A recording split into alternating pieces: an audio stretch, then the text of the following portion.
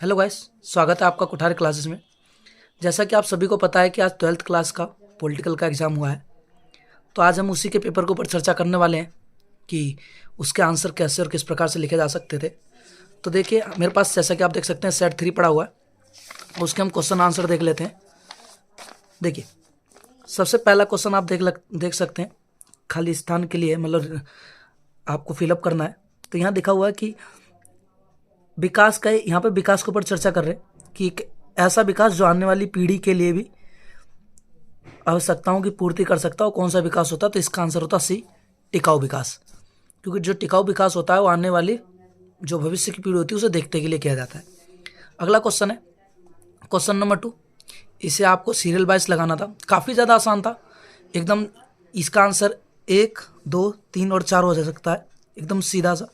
लाल बहादुर शास्त्री की प्रधानमंत्री के रूप में नियुक्ति 1964, पंडित जवाहरलाल नेहरू की मृत्यु के बाद। 1965 में युद्ध और 1967 में ताशकंद का समझौता। और फिर उसके बाद 1967 में चौथा लोकसभा का चुनाव और उसके बाद 1969 में राष्ट्रपति का चुनाव। तो इसका आंसर ए होता है 1, 2, 3 और 4। इसके आगे तीसरा एक क्वेश्चन है जिसके थोड़ी सी पे चर्चा की जा सकती है कि निम्नलिखित में से भारत और नेपाल के संबंध के बारे में कौन सा सही नहीं है। ध्यान दीजिएगा, सही नहीं है। इसके ऊपर इन्होंने भी मार्क कर रखा है।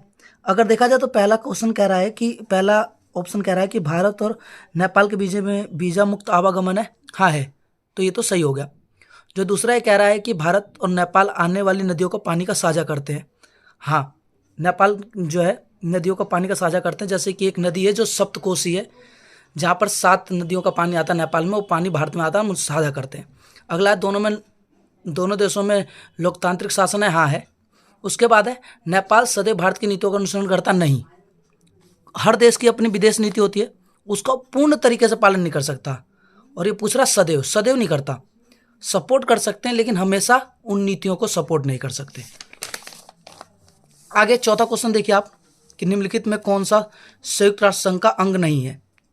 महासभा, अंतर्राष्ट्रीय न्यायालय, सुरक्षा परिषद या विश्व स्वास्थ्य संगठन। विश्व स्वास्थ्य संगठन जो है वो अंग नहीं है, एजेंसी है।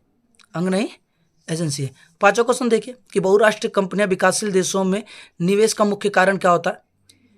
इसका आंसर हो सकता है बी, अपनी संपत्ति को बढ़ाना तथा अधिक मुनाफा कमाना।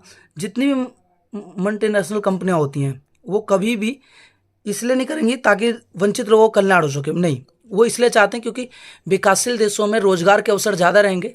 विकासशील देश इसलिए विकासशील हैं क्योंकि वहाँ विकसित लोग नहीं है, तो वहाँ पे रोजगार के ऑप्शन ज़्यादा रहेंगे, उनका सामान ज़्यादा बिकेंगे, या फिर उस हिसाब से तो वो सोचते हैं तो ज़्यादा लाभ कमाने के लिए।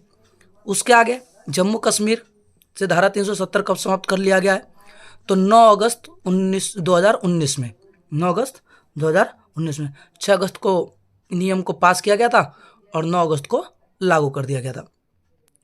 उसके अलावा देखिए निम्नलिखित में से किस विकासात्मक मॉडल के भारत में सबसे कम समर्थक थे।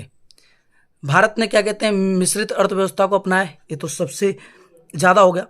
उसके बाद है संयुक्त राष्ट्र के अमेरिका का पूंजीवाद को मॉडल सपोर्ट करने वाले बहुत सारी पॉलिटिकल पार्टीज थी। खुद डॉक्टर भीमराव अम्बेडकर और सी राजगोपालाचारी उस वक्त के बड़े नेताओं का मानना था, हमें जाना चाहिए।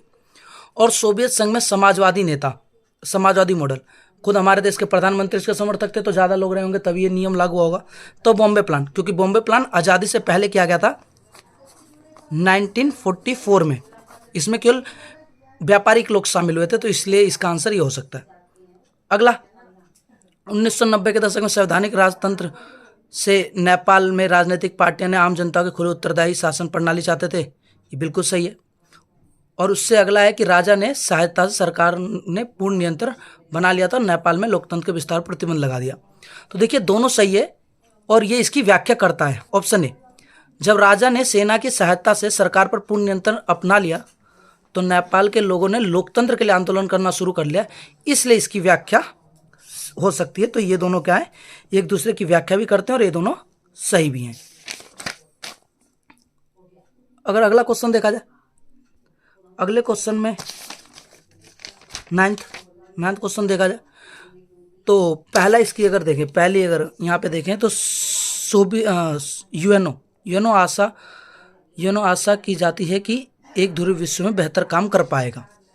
आशा से उम्मीद लगाई जाती है। और वहीं सोवियत संघ विघटन के बाद, सोवियत संघ के विघटन के बाद नए देश आए हुए, तो दोनों सही हैं, लेकिन ये व्याख्या नहीं कर सकता। आप यूएनओ से आशा करेंगे अच्छा काम करेगा, और सोवियत संघ के विघटन के बाद नए देश उत्पन्न हुए हैं, ये दोनों सही तो हैं, लेकिन एक दूसरे के पूरक नहीं है, एक दोनों के साथ जरूरी नहीं है।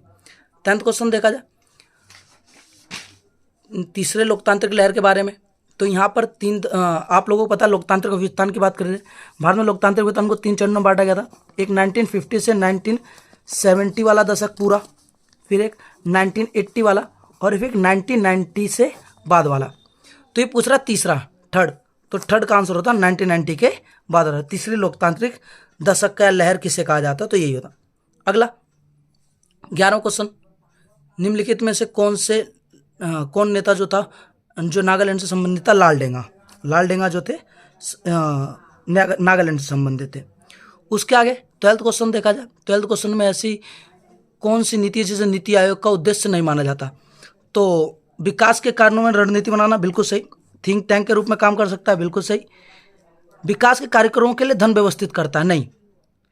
इसका काम पैसे खर्च करना नहीं है या धन लाना नहीं है, धन लाना सरकार का काम है। इसका काम केवल नीतियों को बनाना है और विकास के धीमे कार्य को समाप्त भी कर सकता है, लेकिन धन व्यवस्थित करना इसका काम नहीं है, धन गवर्नमेंट देगी। आगे 13वां क्वेश्चन देखें, सरकार की योजना आयोग की जगह नीति आयोग के गठन करने के कोई 2 कारण बताइए। देखिए, एक तो बदलाव, पहला है बदलाव। उसके अलावा इसमें देखें तो पहले जो योजना आयोग था, योजना आयोग ऊपर से नीचे की तरफ काम करता था। ऊपर से नीचे इन द सेंस अगर कहा जाए तो केंद्र नीति बनाती थी और वो नीतियां राज्यों में लागू होती थी। अब जब भी नीति बनाई जा रही है तो राज्यों से पूछा जाता है, उसमें उनकी इच्छाओं के बारे में पूछा जाता है कि आप इस नीति से सहमत या नहीं है, और फिर उसे दोबारा लागू किया जाता है। भारत और पाकिस्तान के बीच संबंध सुधारने के कोई 2 उपाय बताइए। एक तो सबसे पहले विश्वास की बहाली, कि आप एक दोनों देशों को विश्वास दिलाइए कि युद्ध से कोई फायदा नहीं है या फिर आप महाशक्ति बनने के रूप में। दूसरा, अपने जितने भी वाद हैं उनको शांतिपूर्वक सुलझाने की बात करें। भारत और इजराइल के बीच में 15 क्वेश्चन, भारत और इजराइल के बीच में सहयोग के किन्हीं 2 क्षेत्रों को बताइए। एक तो दोनों के बीच में व्यापार बहुत ज़्यादा है, खास करके हथियार को लेकर, और इसके अलावा अभी जब से बीजेपी गवर्नमेंट आई है, हमारे प्रधानमंत्री का वहाँ पे अलग अलग क्षेत्रों में दाना, और उसके अलावा शांति में सहयोग करना, व्यापारिक क्षेत्रों में भी और सिंचाई व्यवस्था की जो नई नई टेक्निक आती है उसमें भी। भारत ने सीटीबीटी या एनपीटी पर हस्ताक्षर क्यों नहीं करे? सबसे पहला कारण कि एनपीटी और सीटीबीटी जितने भी ये संगठन थे, ये सब के सब परमाणु परीक्षण पर प्रतिबंध लगाते थे। दूसरा कि अगर भारत इस पर हस्ताक्षर कर लेता तो भारत कभी भी आने वाले समय में परमाणु परीक्षण नहीं कर पाता। 17 क्वेश्चन, ILO अंतर्राष्ट्रीय श्रम संगठन के कोई 2 कार्य बताइए। सबसे पहला, मजदूरों के अधिकारों की रक्षा करना। दूसरा, महिलाओं या फिर पुरुष या जितने भी वर्ग होते हैं जो समान काम करते हैं, समान काम का समान वेतन, 2 काफ़ी। इसके अलावा अगर तीसरा देखें तो दक्षिण एशिया में लोकतंत्र के अनुभव से लोकतांत्रिक वैश्विक कल्पना का दायरा बढ़ा है। अगर हम बात करते हैं, यहाँ बात कर रहा है दक्षिण एशिया में लोकतंत्र के अनुभव। सबसे पहले भारत 1947 से लोकतंत्र, श्रीलंका 1948 से, उसके बाद नेपाल का अब लोकतांत्रिक हो जाना, फिर भूटान का हो जाना, मालदीव का 1968 में लोकतांत्रिक हो जाना, पाकिस्तान और बांग्लादेश, बस ये 2 देश बचे हैं जो अगर पूरी तरीके से लोकतांत्रिक बन जाते हैं तो दक्षिण एशिया के बड़े जितने भी देश हैं सारे के सारे लोकतांत्रिक हो जाएंगे। अरब स्प्रिंग एक अन्याय के विरुद्ध जन आंदोलन था, इसके कथन के पक्ष में 2 बताइए। देखिए, एक तो मजदूरी बेरोजगारी से लड़ रहा था, दूसरा सैनिक प्रशासन से भी लड़ रहा था। पहला बेरोजगारी से, दूसरा सैनिक प्रशासन से, भ्रष्टाचार से। मोहम्मद बुजरी के आत्मदाह के बाद ये बहुत बड़े स्तर पर आ चुका था। प्रथम 3 चुनाव में कांग्रेस के प्रभुत्व के किन्हीं 4 कारणों का उल्लेख कीजिए।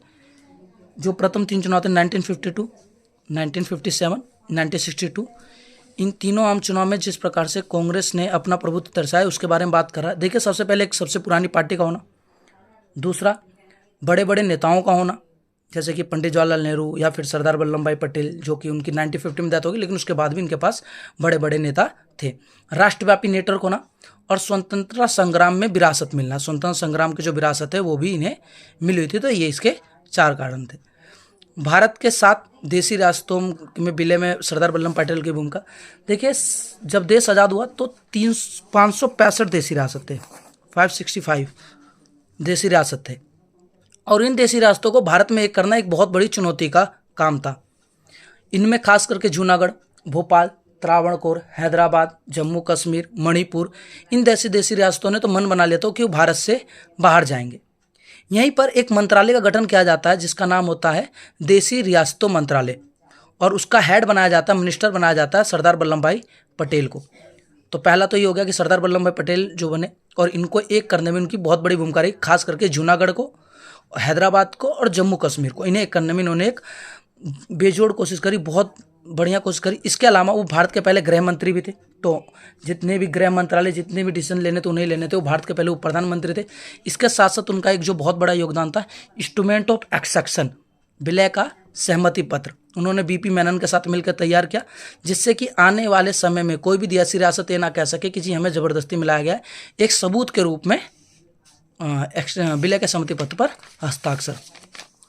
भारत और पाकिस्तान के बीच में कश्मीर विवाद के किन्हीं 4 कारणों का उल्लेख कीजिए। एक तो जम्मू कश्मीर विवाद में सबसे पहले राजा हरि सिंह का बता सकते हैं कि किस प्रकार से उन्होंने मिलाने में देरी करी, कि अगर वो डिसीजन पहले ले लेते तो ये सब नहीं होता। उसके बाद भारत की सेना का लेट रिएक्शन, जो उन्होंने देरी से उस पर स्थिति को कंट्रोल में लाया। उसके बाद अधिक स्वायत्तता दे देना जम्मू कश्मीर, जिससे उनसे लगता है कि आने वाले समय में हो सकता है। इसके अलावा आपस में बातचीत का दायरा न तय करना और मामले को यूएनओ में ले जाना, ये भी कहीं ना कहीं एक कारण है। बड़े बांध बनाने के किन्हीं 2 नकारात्मक प्रभाव। पहला तो आप बड़े क्षेत्रों को बाढ़ का एक क्षेत्र जो है बड़ा बना देते हैं। दूसरा, बड़े अधिक से अधिक लोगों को विस्थापन होना पड़ता है, अपनी जगह छोड़ के जानी पड़ती है, अपनी आजीविका से छोड़ के जाना पड़ता है, बेरोजगारी बढ़ती है। इन सभी कारणों को आप लिख सकते हैं। उसके अलावा आप चित्र दे सकते हैं। चित्र है यहाँ पर, जो कि उसके चित्र के पीछे एक बैग है और बैग के ऊपर अमेरिकी झंडा है, और इसके ईरान, इराक और अलग अलग देशों के नाम लिखे हुए हैं। क्वेश्चन देख लेते हैं, निम्नलिखित में से कौन से देश का सैन्य कौन से देश को दर्शा रहा है। तो देखिए, इसके ऊपर एक यूएसए का झंडा है, तो ये यूएसए को दर्शा रहा है, यानी कि संयुक्त राष्ट्र अमेरिका को दर्शा रहा है। इसके अलावा क्वेश्चन कि किस वर्ष ऑपरेशन इराकी फ्रीडम 2003 में करा गया था। ये गल्फ वॉर सेकेंड है। कार्टून में दर्शाए गए निम्नलिखित में से कोई एक खाड़ी देश बताइए। ईरान, इराक, इन्हीं के बारे में बात कर रहा है। प्रथम खाड़ी युद्ध को किस अन्य नाम से जाना जाता है? Computer war, video game war, operation desert storm के नाम से इसे जाना जाता है। आगे ये पैसेज है, पैसेज पढ़ने की जरूरत नहीं थी, काफ़ी ज़्यादा इजी क्वेश्चन थे। वैश्विक व्यापी यानी कि विश्व पे पारस्परिक जुड़ाव किससे जुड़ा हुआ है? वैश्वीकरण से जुड़ा हुआ है। वैश्वीकरण के क्या आयाम है? राजनीति, सामाजिक और आर्थिक। ऑप्शन डी, पहले का ए और दूसरे का डी। उसके आगे, निम्नलिखित में से कौन सी आर्थिक गतिविधियों में वृद्धि करता है? मजबूती से वैश्विक आर्थिक विकास करता है, क्योंकि रोजगार जब कम होगी तो आर्थिक गतिविधि कम होगा, गरीबी बढ़ेगी तो आर्थिक गतिविधि कम होगी, व्यापार में तेज गिरावट हो तब भी आर्थिक में नीति बहुत ज़्यादा कमजोर जाएगी। तो ऑप्शन सी इसका सही हो जाएगा। अब फोर्थ क्वेश्चन देखते हैं। फोर्थ क्वेश्चन है कि किन में से निम्नलिखित में कौन से वैश्वीकरण का एक ज़्यादा प्रभाव है? राज्य की शक्तियों में बढ़ोतरी, कभी कभी घट भी जाती है, दोनों प्रभाव पड़ सकते हैं। नए राष्ट्रों में व्यापार में उद्योग आता है। इसमें से जो सबसे ज़्यादा सही लग रहा है वो उपभोक्ता के चयन में विस्तार होता है, जो सबसे ज़्यादा सही है। वैसे लगभग सारे सही, लेकिन सबसे ज़्यादा जो सही है वो ऑप्शन सी है। मैप देखिए दोस्तों, मैप में अगर हम बात करें तो वो देश जो 1962 में भारत के बीच में युद्ध हुआ, चीन। ऑप्शन सी इसका सही हो जाएगा एकदम।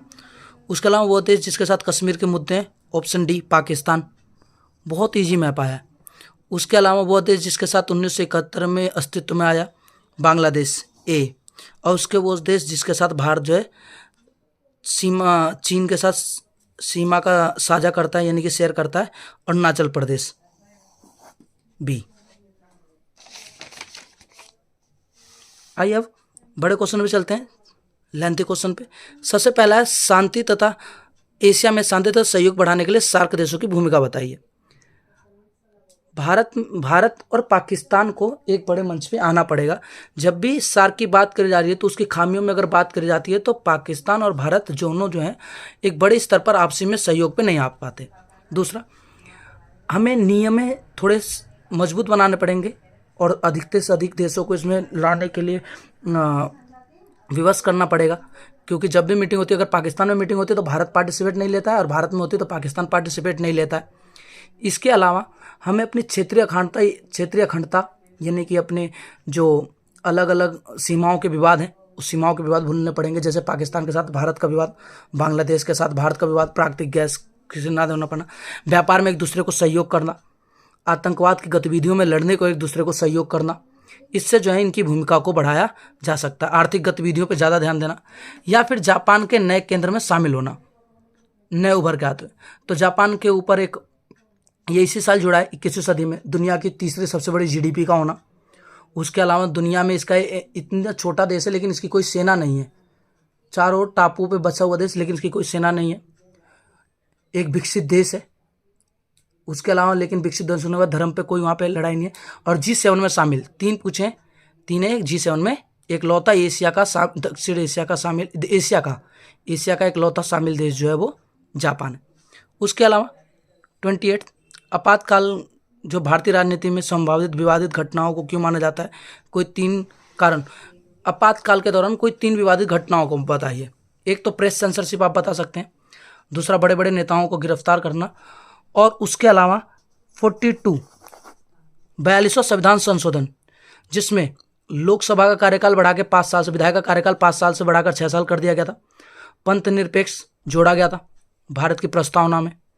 उसके बाद समाजवाद भी जोड़ा गया था, 2-3 शब्द जोड़े गए थे। उसके अलावा अगर एक और बात इसमें है कि इसमें बोला गया था प्रधानमंत्री राष्ट्रपति उपराष्ट्रपति के चुनाव पर कभी भी आप आपत्ति नहीं दर्ज करा सकते थे। उसके अलावा अगर एक क्वेश्चन देखें ऑप्शन बी, तो इसको जो कांग्रेस पार्टी के पतन के कारण 4 कारण मैं आपको बता देता हूँ। उसमें से अगर आपने 3 भी लिखे होंगे, पहला इंदिरा गांधी बनाम सिंडिकेट, दूसरा इंदिरा गांधी की नीतियाँ, तीसरा 1969 का राष्ट्रपति का इलेक्शन, और उसके अलावा एक जो था एस नीलगंपा के द्वारा कांग्रेस पार्टी से इंदिरा गांधी का निष्कासन, कांग्रेस पार्टी का इंदिरा गांधी से निष्कासन। जब निष्कासन किया गया था तो उसी के द्वारा ही कांग्रेस पार्टी जो है टूट गई। ये जितने भी क्वेश्चन आप देख रहे हैं सारे जो है नोट्स में कराए हुए हैं।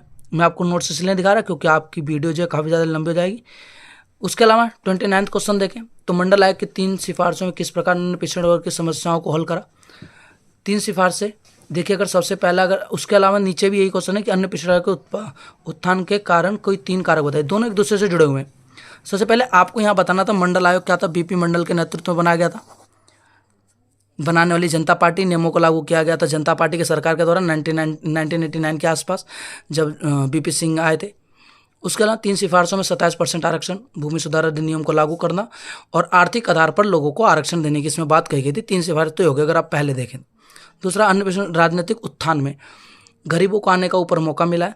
अब एक जो नया वर्ग निकल कर आया है अन्य पिछड़ा वर्ग, वो भी अब राजनीति में एक बड़े स्तर पर अपनी भूमिकाओं को निभा रहा है। लास्ट क्वेश्चन देखें, ये बहुत आसान था। सुरक्षा के लिए नए खतरे आतंकवादी के रूप में कोई 2 उदाहरण से सहायता कीजिए। आतंकवादी गतिविधियों में आप 9/11 का हमला डाल सकते हैं या फिर कोई भी विश्व स्तर पर। उसके अलावा का है संयुक्त राष्ट्र संघ में नए स्थायी या अस्थायी सदस्यों के लिए प्रस्तावित किन्हीं 4 मापदंडों को। दुनिया की सबसे बड़ी अर्थव्यवस्था होना, बड़ी जनसंख्या वाला देश होना, शांतिप्रिय देश होना, दुनिया का सबसे बड़ा लोकतांत्रिक देश होना, यूएनओ की बजट में बार बार योगदान करना। तो जितने भी आपने क्वेश्चन देखे, एक सिंपल से बहुत इजी पेपर था इस साल का, क्योंकि ये सेट 3 है तो मैं केवल सेट 3 के बारे में बता सकता हूँ, या फिर जितने भी होंगे उसमें 1 या 2 क्वेश्चन का ही अंतर आएगा। आशा करते हैं कि आपको आपका पेपर अच्छा गया होगा और आपको इन्फॉर्मेशन अच्छी लगी होगी। तो आप इस चैनल को सब्सक्राइब करिए और आगे इसी तरीके के वीडियो के लिए बने रहिए।